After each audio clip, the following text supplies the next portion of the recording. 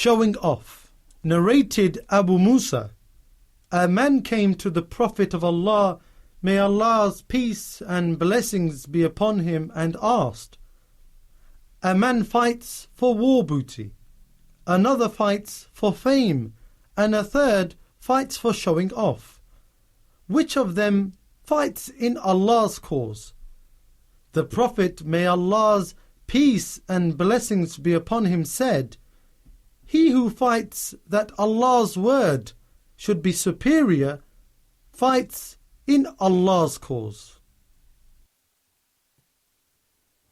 Assalamu alaikum wa rahmatullahi wa barakatuh, and welcome to another episode of Purification of the Soul. I'm your host, Abu Abdussalam, and we have with us in the studio our guests. From my right, Muhammad. Assalamu alaikum. How are you? I'm fine, alhamdulillah. And Gulraz. Assalamu alaikum. Alaikum salam. And Baha. Assalamu Alaikum salam wa rahmatullah. We were discussing in the previous episodes about the sin or the disease of the heart and soul called ostentation or showing off, riya. Now we spoke about the different levels of ostentation with regards to who one is aiming when it comes to doing a religious action or an act of worship. Now there are also different levels of ostentation with regards to whether a person is showing off in the essence of the act of worship, or whether he is showing off in the qualities or the qualities of the act of worship. As for the first, when a person shows off in the essence of the act of worship, that is, he only does the act of worship out of ostentation. This is of three types. The first is if he shows off in the essence of Iman. In other words, he openly exhibits that he is a Muslim, but there is no Iman in his heart. This is the worst type of ostentation. And the one who does this, what is he called in Islam? A hypocrite. A hypocrite. In Arabic? Showing off in Arabic? No, the one who says he has Iman, but he has no Iman in his heart. Munafiq. Munafiq. He's the munafiq, the hypocrite, and the pure, sheer hypocrite. Now this person, he will dwell in the fire forever as a disbelieving hypocrite. Allah subhanahu wa ta'ala says in the Quran, إِنَّ الْمُنَافِقِينَ فِي الدَّرْكِ الْأَسْفَلِ مِنَ النَّارِ وَلَن تَجِدَ لَهُمْ نَصِيرًا خَالِدِينَ فِيهَا. That the hypocrites will be in the lowest level of the hellfire, and you will not find for them a helper, and they will dwell therein in the hellfire. This is in Surah An-Nisa. So the first type of ostentation with regards to the essence of an act of worship is the essence or the asl of Iman. When a person says, I believe, amanna, he says, I believe with his tongue, he claims to be Muslim, but in reality he has no Iman in his heart. The second type of ostentation with regards to the essence of a person's action is that he doesn't actually show off with respect to the essence of Iman. He has Iman, but he shows off when doing obligatory acts of worship. This is like a Muslim who only prays his obligatory prayers in the presence of people. If he was left by himself, he would not pray. And the same goes for the one who gives zakah or fasts in Ramadan. When only he does these things when the people see him. When alone, he doesn't do any of these obligations. This person, he desires the pleasure of the people much more than the pleasure of Allah subhanahu wa ta'ala. He fears the people much more than the fear of Allah. And often this is the case, for example, when a child, he has Iman. A child, maybe, when I say child, I mean over the age of adolescence. He has Iman, but the parents are forcing him, for example, to pray. Maybe he's 12, 13, 14, 15 years old. 16, 17. He's a teenager, maybe. His parents are forcing him to pray, so he only prays for the sake of his parents. Sometimes he might do it with wudu, sometimes he might do it without wudu, because his sole goal is to show off for his parents. But the difference here is, although it's the essence of the prayer, in other words, he began the prayer, he started the prayer with the intention of showing off, but his essence of Iman is okay. So this person is also, he is also in danger. And we discussed some of these types in the previous episode. And the third type is the person who shows off when doing supererogatory acts of worship, voluntary acts of worship. So when he performs the obligations, he doesn't show off. he would do them whether people are there or not. However, he would not do the voluntary deeds unless people are watching him. This is also great in the sight of Allah, and the person will also still be sinning. But obviously his level is less than the one before him, the one who does it with regards to the obligations. So here, this type of ostentation, these three types that we're talking about here, this taxonomy deals with the different types of ostentation with regards to a person who is ostentatious in the beginning of his action. In other words, he's doing the action for other than Allah. So some do or have iman for other than Allah. Some they have iman for the sake of Allah, they have faith for the sake of Allah, but they do the obligations only for the sake of other people. And some people, they have iman, they do the obligations, whether people are there or not, watching or not, but when it comes to voluntary deeds, supererogatory actions or acts of worship, then the person won't do them unless people are present. All of these people are of different levels, of course, when it comes to ostentation. The worst is the first of them, because he's a sheer hypocrite. This is with regards to a person who does the act of deed from the beginning to show off, for the sake of other than Allah. But then there's a second type of ostentation here in this taxonomy, and that is when a person shows off, not in the essence of the act of worship. He would have performed the action even if no one was watching him. But in the outward performance of the act of worship, he has been hit by showing off. He shows off in the qualities of his acts of worship. This means that the person does the action in essence for Allah subhanahu wa ta'ala. However, he beautifies his action in front of others out of ostentation. And this is also, this is of three categories. The first is to display ostentation through a deed which, if he abandoned, the act of worship would be considered deficient in the sight of Allah. Such as a person who intends to shorten his prostration. Now we know that there is a certain minimum obligation of all the pillars of the prayer, like prostration, like sujood or sajda, like ruku' or bowing. Okay, what is the minimum obligation when it comes to that? To say Subhana Rabbiyal A'la and sujood, yes, etc. and also in terms of the time that he should spend in sujood. What is the minimum obligation there? That his bones should come to rest. That he should come to rest. So he shouldn't be like a crow who's just pecking up and down. The minimum obligation is to go into ruku' and rest. Then come back up and rest. Then go into sajda, prostration and rest. So this is the minimum obligation. We know this. So if a person leaves out this minimum obligation when he's by himself, then his prayer is considered deficient. It's deficient. And this type of person, what he will do, he will actually, even though he'll shorten his prostration or bowing during his prayer when he's by himself, but what stops him in front of other people, what stops him is that they are watching him. So he will lengthen it just enough for his prayer to be valid. But this is only because other people are watching. Okay, and this will become a bit clearer in the next type of person, when we're explaining the next type of person. So, this type of person, we're saying, the essence of the prayer was for whom? For Allah. Was for Allah subhanahu wa ta'ala. And the thing is, he was leaving a certain obligation in the prayer, that because he abandoned this obligation, if he were to abandon this obligation, the prayer would be deficient. But the only reason he does that obligation in the prayer, for example, lengthening the prostration or the bowing, for just enough time such that his bones come to rest, which is an obligation in the prayer. He does that only because people are watching him.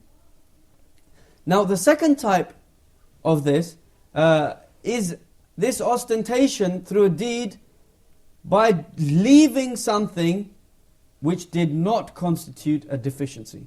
But instead it is an extra. Okay, it's an extra. So for example, to say Subhana Rabbiyal A'la. Okay, if you do it once in sajda, it's obligatory. But if you do it twice or thrice, then this is the sunnah, or thrice, 5 times, 7 times, in an odd number of times. This is the sunnah, it's recommended. So a person, he may only do 1 time, he may only recite once, Subhana Rabbiyal A'la, which is the obligation. So he does the obligation in the prayer. But in front of other people, when they come, then he recites it 5 times. So he's elongating the prayer, but by doing a deed which is not something obligatory of the prayer. It's a virtuous, a merit, if you like. It's something extra. It's a sunnah or a mustahab, recommended action part of the prayer. The third type is a person who, he doesn't leave something obligatory, and he doesn't leave something which is voluntary with regards to the prayer itself.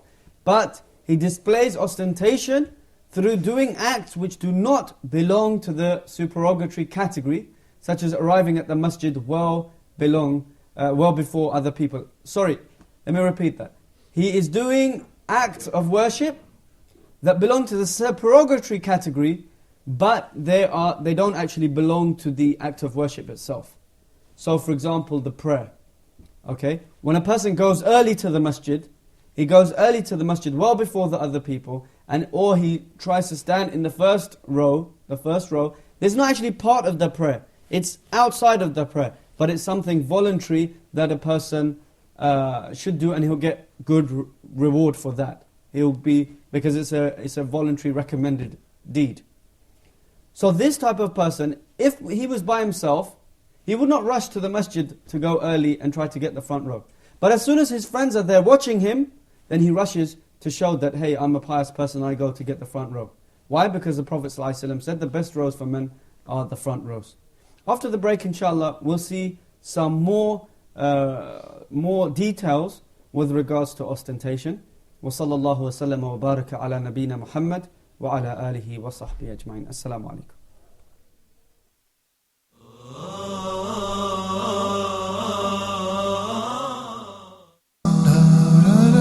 Closing the Gap. Why closing the gap? In this program, Sheikh Yusuf Estes and Omar Dunlap are going to discuss how to bridge the gap between peoples of different cultures and orientations, the gap between males and females, Muslims and non-Muslims, the East and the West. Human beings feel like that they're being slighted one way or the other. The gap between the youth and the elders, the gap between various status in the work field and education, and then trying to provide solutions for these particular problems.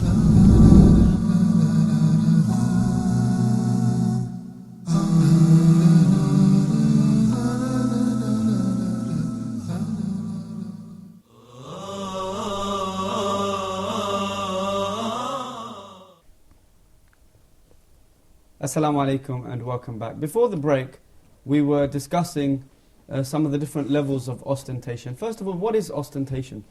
Showing off. Showing off in Arabic? Riya. Ar-riya. And riya comes from the word ra'a. What does ra'a mean? To see. To see. And to ra'i, which is actually the real root of riya, means to show off, or to be ostentatious. Now, there are different types of ostentation. There is that which is in the essence of an action, and that is of 3 different categories. What are they? Firstly, the worst of which, where the one who does this is deemed a pure and sheer hypocrite, is? When the action is solely for the sake of people seeing him. Yes, of iman. When a person does an act of worship, and that worship being faith, or iman, solely for the people seeing him. Solely for the people seeing him. The second is that with regards to obligatory deeds, that he does this solely for the people seeing him. And the third is with regards to voluntary deeds. And in all these 3 cases, if the people weren't there, he would have not done these acts of worship.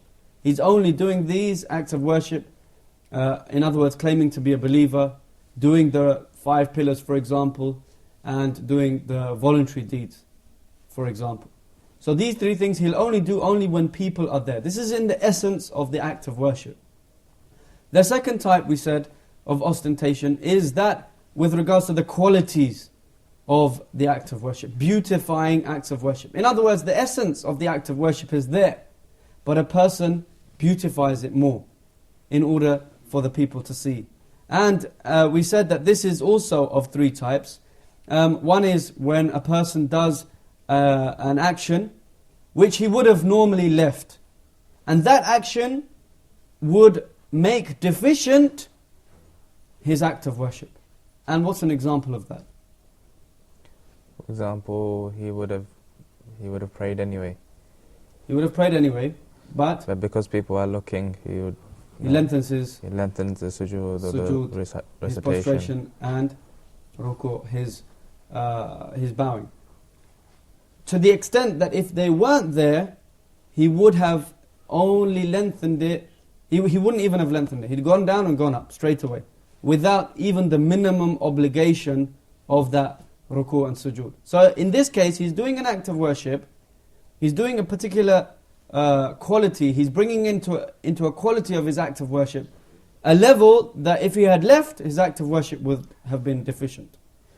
And the second is when he brings into his act of worship something that if he'd have left, it would not have made the act of worship deficient. In other words, it's something voluntary that completes or perfects the act of worship. Like what? Like extra Subhana Rabbiyal A'la. Yeah, like extra dhikr or remembrances of Allah subhanahu wa ta'ala. Like extra saying Subhana Rabbiyal A'la 3 times or 5 times. Because the first one is obligatory. And if one says it 3 times or 5 times or 7 times and so on, then these are voluntary. So a person normally would only say it once, the obligation. But then when people are there, he starts to say it 3 times, 5 times, 7 times and so on and so forth. Now the third type of ostentation here, with regards to the quality of worship, is by doing acts that do not belong to the act of worship itself. It doesn't belong to the act of worship, but it's related to the act of worship. They're supererogatory actions, if you like. Let's have an example of that. As you mentioned, going to the masjid early for the salah is an extra thing, to get the front row. So you wouldn't normally do that, but because people are looking, you'd go there early. Yeah, so if a person does this, this also falls into what? Ostentation, showing off. And all three types of ostentation are totally prohibited. And why are we going into so much detail of the different types of ostentation and the different levels and so on and so forth?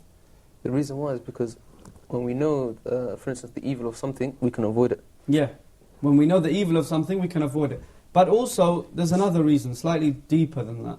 I guess we're not always aware of how many different ways this ostentation can enter our worship. Yes, that's absolutely right. And that's why it's a shirk al-khafi, which means the hidden shirk, the hidden type of polytheism. Because we're not always aware of how this ostentation can enter a person. And it's for this reason that the scholars, they wrote volumes and volumes and volumes about this topic of sincerity, which is the opposite of being ostentatious. And Imam al-Ghazali rahimahullah is one of the great scholars who wrote in his book Al-Ihya, Ihya Ulum ad-Din. He wrote in this book some of the ways or some of the taxonomies of ostentation, and then he followed that up with some of the cures, which inshallah we'll look in the next episode. For the moment, let's look at some interviews about what people think about ostentation, and then we'll return to this topic.